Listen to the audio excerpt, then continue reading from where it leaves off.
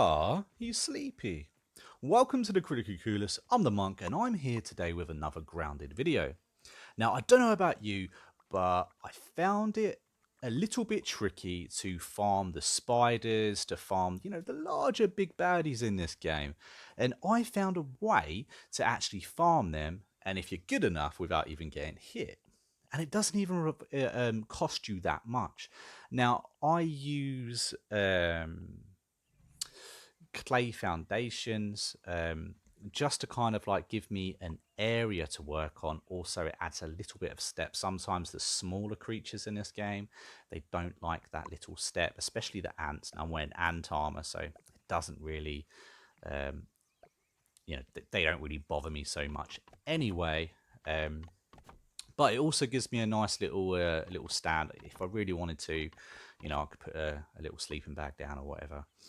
Um, Anyway, so after that, the next thing you're going to be needing is the basketball hoop. And the basketball hoop is the important thing in this. Now, you could use walls in this game, but the problem is that it doesn't matter how strong a wall you build, or we're able to build, as we're only able to build level 2 stuff at the moment. Um, it's just not strong enough. Simply put, it's not strong enough. If the spider wanted to, or if and the soldier ant comes at you, they can knock down those doors, those walls with 2 or 3 hits. The spiders, it will take less. Um, but for whatever reason, the developers found that they didn't want to give these basketball nets a health bar.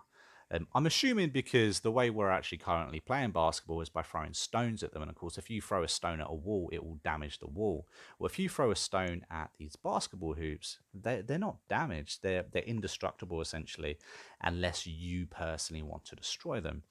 And that goes for the environment as well. Now, all bugs, they cannot damage these basketball hoops, just like we can't damage them. Doesn't matter what you do to them, you can't damage them. And because of their height, if you place them close enough together, it will restrict the spiders or the stink bugs from actually being able to get through them. If you do it right, if you if you don't put them close enough, they will go through them, and you'll think you're safe, and you're not going to be safe. But if you do it right, if you do what I've done here, you'll be able to give yourself a little trap, little spider trap, lure the spider in, and you'll be able to shoot him with a bow and arrow, or a spear even, and you'll be able to farm those spiders to your heart's content. Now, I'm doing it where I am right now. This is purely because so I don't have to use so many basketball hoops. Now, it's not really that expensive. A few stems, a few planks, and you're good to go, really.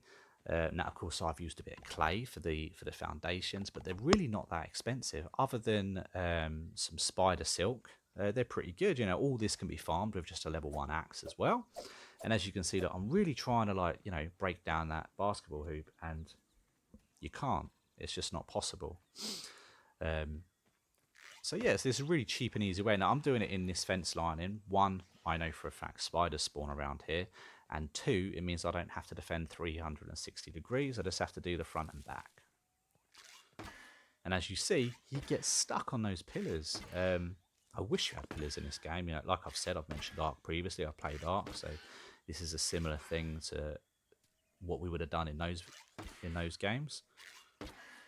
But yeah, I do miss pillars, but these will do. There's nothing in the game at the moment as bigger than these guys, so it works quite well.